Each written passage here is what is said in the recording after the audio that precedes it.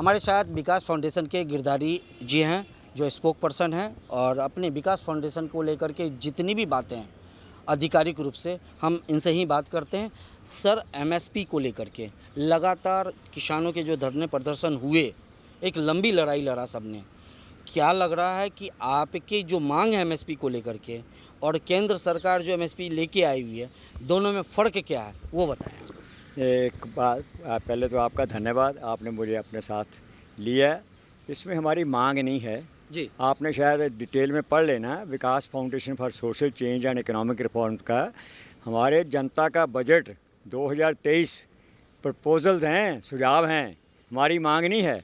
देश में सबसे बड़ी समस्या, जैसे आपने कहा, सामने देख करके जी। जैसे आपने कहा भी देश में सबसे बड़ी समस्या है। देखो 50% तो लोग खेती के साथ सीधे जुड़े हुए हैं और अगर बाकी लोगों का जो उसके साथ जुड़े हुए हैं तो टोटल अगर लगाते हैं 2/3 ऑलमोस्ट 65% लोग सीधा खेती किसानी से जुड़े हुए हैं। और देश की एक एमएसपी की सबसे बड़ी समस्या है, उसका समाधान दिया हमने। ऐसा है जो आम आप देखते हो 13 महीने, आप ही बता रहे हो, 13 महीने किसानों ने दिल्ली के आसपास बॉर्डर पर बैठे रहे। दिल्ली को बंद कर दिया सीधा। चलो, मैं बॉर्डर पर अपनी मांग के लिए आए थे। उसके बाद अचानक 3 कानून तो मोदी सरकार ने वापस ले लिए। लेकिन उसके बीच 6-7 मीटिंगों के बाद किसानों ने मुद्दा बनाया भी एमएसपी की बात भी होनी चाहिए। सरकार ने भी एंटरटेन किया। उसके पहले भी 2019, अगर आपको याद होगा, रामलीला मैदान में 2018 में नवंबर में 2019 चुनाव के पहले जो सभी विपक्षी दल के नेता भी उस स्टेज पे आए थे। महारैली हुई थी जिसमें सब ने एक सुर से कहा था, आवाज़ दी थी भी हम इसका समर्थन करते हैं। लेकिन उसके बाद 2019 का चुनाव आया, 500 रुपये महीना पीएम किसान सम्मान निधि से वो निकल गया। लेकिन हमारी जो हमारे पास आंकड़े हैं, जो हमारी रिसर्च बताती है, और सभी आर्थिक विशेषज्ञ जितने हैं, जो एग्री एक्सपर्ट हैं, फाइनेंशियल एक्सपर्ट हैं, जहाँ जो बजट के एक्सपर्ट हैं, उनका एक मत पे सभी लोग सहमत हैं भी लगभग 11 लाख करोड़ रुपए की फसल है किसानों के पास, जिसके ऊपर किसानों को एमएसपी नहीं मिलता है। उसमें किसी जगह 10% कम है, किसी जगह 40% कम है। बिहार जैसे प्रदेश में तो वो 50% से भी कम रेट पे मिलता है, क्योंकि वहाँ मंडियाँ नहीं हैं। इसलिए वो जो व्यापारी है, जहाँ मिडल मैन है, जहाँ आड़ती हैं जिनको हम बोल सकते हैं, वो लोग कम रेट पे लेते हैं। पंजाब में जाकर एमएसपी पे बिकता था, वो वहाँ से 1200 में लिया, पंजाब में 2100 में बिकता है। तो एक तो वो है। दूसरा क्या है, जो दाल मिलें हैं, चावल मिलें हैं, जहाँ आटा मिले हैं, फ्लोर मिल हैं, वो तो आपको जो आटा देते हैं उसी हिसाब से देते हैं भी उन्होंने जैसे एमएसपी पर सबको ख़रीदा हुआ है। लेकिन ऐसा नहीं है। वो किसानों को जो नुकसान हो रहा है उसका हमने समाधान दिया है। समाधान ये है भाई 11 लाख करोड़ रुपए की फसल जो है वो 2 सीज़न आते हैं, खरीफ में आएगी, रबी में आएगी, 2 फसलों में आएगी। एक फसल के टाइम पे हो सकता है 6 लाख करोड़ हो, दूसरी फसल के टाइम 5 लाख करोड़ हो। अब 6 लाख करोड़ का व्यापार करना है, सरकार को करना है।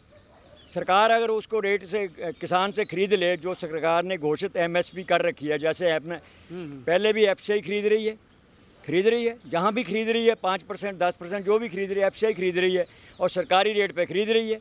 और सरकार को भी उसी रेट पे मिलता है, चाहे वो फ्री राशन वाला भी मिलता हो, लेकिन मिलता सरकार को उसी रेट से है। हमें ग्राहक को भी क्या है, आटा चावल उसी रेट से मिलते हैं जिस हिसाब से एमएसपी के वो खरीदे गए हों। तो हमने जो सुझाव दिया है भाई 1,20,000 करोड़ रुपया बजट में प्रावधान किया जाए, वो एफसीआई को दिया जाए, जहाँ एफसीआई जैसी नई एजेंसी को दिया जाए।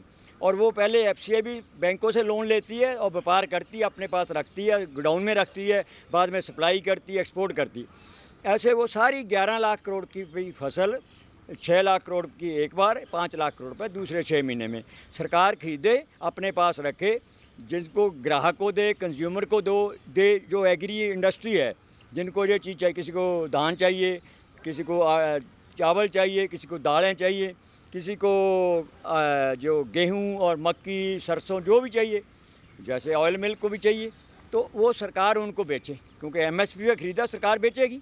अगर हम एमएसपी पे सरकार खरीदेगी तो व्यापारी को वो कम रेट पे किसान से नहीं मिलेगा।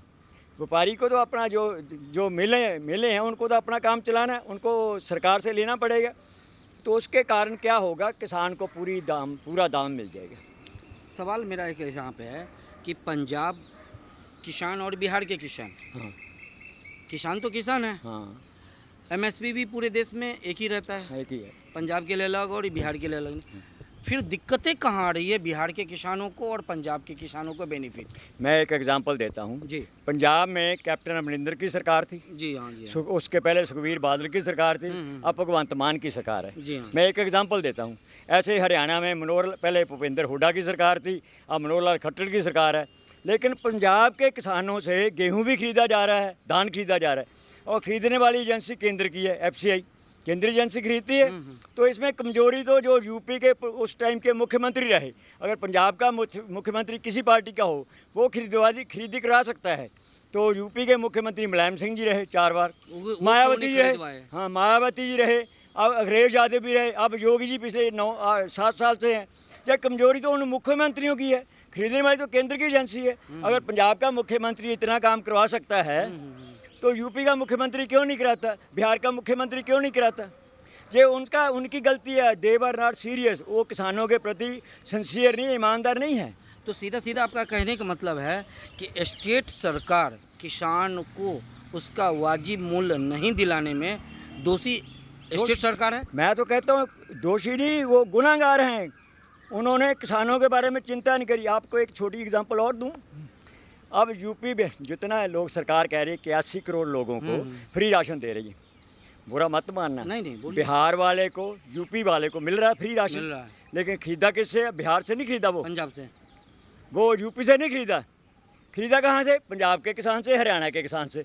और फ्री में कहाँ दे रहे हैं? यूपी में। दे कौन रहा है? योगी जी। दे कौन रहा था पहले? अखिलेश भी अगर देगा। बिहार में कौन दे रहा है? नीतीश। वहाँ मंडियाँ ही नहीं है तो बेचेगा कैसे, कहाँ बेचेगा? अब सवाल ये है कि क्या जब सरकार इस पे खर्च करती है, सरकार एमएसपी डिसाइड करती है, तो सीधी रूप से सरकार एमएसपी को लेकर के और किसान को लेकर के केंद्र डायरेक्ट वो फैसिलिटी स्टेट के किसानों को सीधा क्यों नहीं कर सकती? हाँ, ये आपका बहुत अच्छा प्रश्न है। एग्रीकल्चर स्टेट सब्जेक्ट है। हाँ, जो व्यापार केंद्र सरकार करेगी वो प्रदेश सरकारें भी कर सकती है। और उसके लिए अभी एक एग्जांपल है जी, भूपेश बघेल ने, हाँ। जो बहुत कांग्रेसी प्रवक्ता आते हैं टीवी पर बोलते हैं भूपेश बघेल जी ये कर रहे हैं, वो कर रहे हैं। उन्होंने खरीदा, लेकिन उन्होंने एक एलिगेशन लगा दिया, इल्ज़ाम लगा दिया है कि केंद्र सरकार वो पैसे नहीं दे रही। भाई व्यापार करना है, प्रदेश सरकार लोन लेके व्यापार कर ले, साल के बाद हिसाब करेगी, घाटा पड़ेगा तो कितना घाटा पड़ जाएगा।